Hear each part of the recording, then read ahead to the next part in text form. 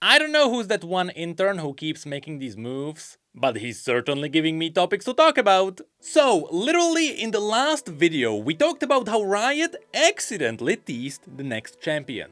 Or at least it seemed to be an accident, because they told us about something we were not supposed to know just yet. This is all related to a chain of events that started at the beginning of this season. And now there was another strange teaser, but this time it was likely intentional, and if it was, then that was not something I expected. Anyway, the point being that after all of these events, people started putting some dots together, and now it is likely that we know where we are going next after the Noxian season. Now first, I have to say, this has been quite an eventful week. 2XKO got an hour-long update where they talk about some big changes to the game. There is a lot we can mention there. Of course, there are the monetization updates, the potential leaks, and I'm just sad I didn't even get a chance to talk about the new TFT set, because they introduced some new cosmetics and it opened up a whole new world of monetization. But that's a topic for another day, I guess. Instead, today we are focusing on what the next season is likely going to be, but more importantly, looking at what exactly happened this season,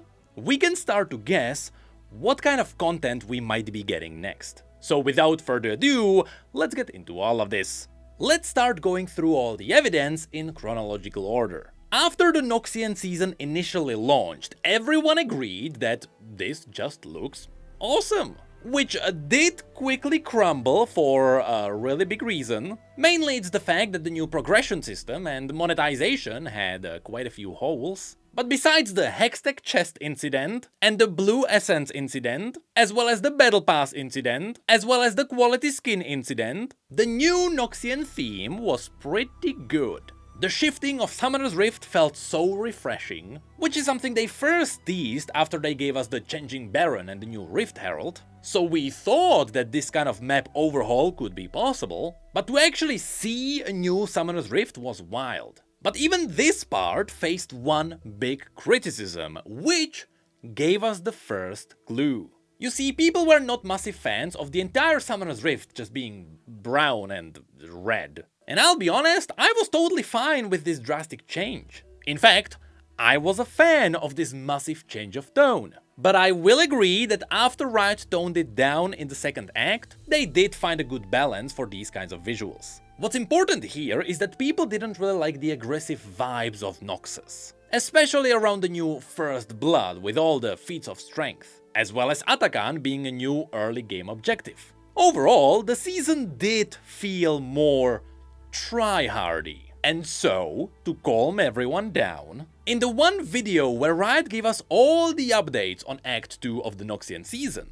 they also teased the next season after this. And they mentioned that all the people who didn't like it shouldn't worry, because the next season would be a lot more laid back.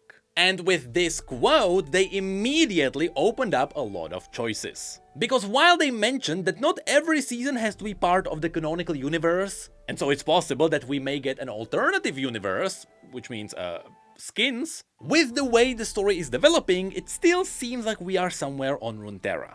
And so people realized there aren't that many locations that can be considered a chill on Runeterra, obvious Freljord jokes aside. I mean, Bandle City, maybe, possibly Ionia, or maybe Targon if you go sightseeing. Well, that's the thing, if you really try, you can make any region chill. It will all depend on what kind of a storyline you wanna explore here. Because even in Demacia, besides the war on mages, or dragons, or Noxians, I bet there are at least some parts of Demacia that are just fun. Which kinda meant that even after Riot mentioned that we are going somewhere more calm, it didn't really tell us much. So next, all the teasers for the next champion started dropping in. LeBlanc started getting new voice lines where she was teasing a Darkin. Vladimir was suspiciously cautious of possible blood magic related to Darkin. The Demon's Hand minigame then came out, and indeed, once again, it was related to a Darkin. More specifically, LeBlanc was looking for a Darkin, and she wanted to learn how the entire binding magic works. And finally, at the very end of the comic in the Demon's Hand, we learned that the possible location of the Darkin is Ionia. That's right, that would be Darkin number 4 in Ionia. But up until now, all of these pieces of information were just breadcrumbs. Sure, things suspiciously started lining up towards our favorite Asian-themed continent, but there was no way to be certain about this. That was until another intern dropped this. Now, I know, an LEC video. How could that be possibly tied to any kind of leaking or teasing? Well, just like that one infamous Starbucks cup in Game of Thrones, this video too hides a secret. One which Riot potentially didn't think people would find so quickly. But they did, and now I am pretty sure it is all but confirmed where we are going next. You see, just like all the other LEC teasers, it's just people having fun. And I'll be honest, I kinda wish I knew more people from the esports scene because it seems like I'm missing out. The point is that with this video being on a reasonably high budget, they put some attention and detail into the props they use. And during all the scenes where they are getting their hair done, as a preparation for LEC I guess, they all started reading custom printed magazines. The thing is, these magazines hide a lot of Easter eggs around esports, so again, I'm missing out. But one of those magazines was special, because for literally only 1 second, we could see the full cover of it. And here it says this: "Bye bye Noxus, welcome to spring." Now this could still be teasing anything. Spring doesn't have to be Ionia, I bet they have spring in Demacia. So this is mostly just referring to the fact that the LEC is going into the spring season.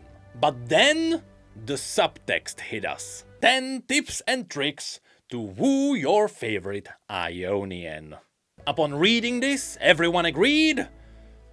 Yup, at this point it's not that surprising. But indeed, after all these teasers, once again, it seems like it is confirmed that we are going into Ionia next. Because again, on top of all of this is likely where LeBlanc is going as she's looking for a Darkin, and we know all of that thanks to Atakan. Which brings up a really important question.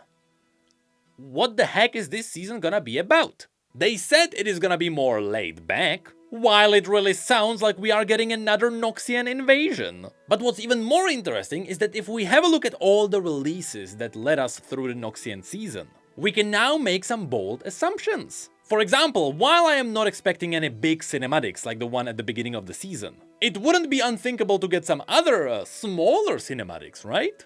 Is it possible that Fortiche is gonna give us a taste of Ionia? I don't know. On top of this, should we get another update to Summoner's Rift? Remember that now things will be themed around Ionia, so expect a lot of green, blue and pink. Which, to be fair, should be quite contrasty to the brown and red. With this, we should also think about all the new possible minigames that would come out after Demon's Hand. Again, we are talking about something themed around Ionia. And lastly, since everything is being tied together thematically in these seasons, who are gonna be the main characters for the Ionian season? And more importantly, how is Aphelios related to this? Because remember, it was confirmed that Aphelios is getting the next prestige skin. So let me tell you, unless that Aphelios and Set ship is getting canon, I have no idea what's going on here. But on a more serious note, since we are talking about another Darkin storyline in Ionia, maybe we get to see Shen using his spirity magic to help here? Maybe we could see Ahri, because remember, all of these champions should get thematic skins, just like what happened in Noxus. And we all know that Ahri could use another skin, right? Which also reminds me, there's gonna be another Exalted skin, right? Are we getting an Exalted skin for an Ionian champion? Because if it's not Ahri, it's Akali, alright? But yes, I would also love to see Yone finally getting some payoff for all the stories. Because after his dealing with Yasuo, nothing really happened to him. Although, the one champion who really deserves a push forward is Syndra. Syndra has been just floating around Ionia with a floating castle and she never really did anything. And that is kinda where we are right now. Another day and another thing that got teased a little bit too early. And well, was this one bad? Not really. Honestly, I really appreciate these teasers that are a reward for those who are curious. But I have to add, I did not expect any of this to be part of an LEC video. And at this point, if it is confirmed that we are not going into Ionia, and if it turns out to be Targon, then the fandom around Set and Aphelios is gonna be really sad.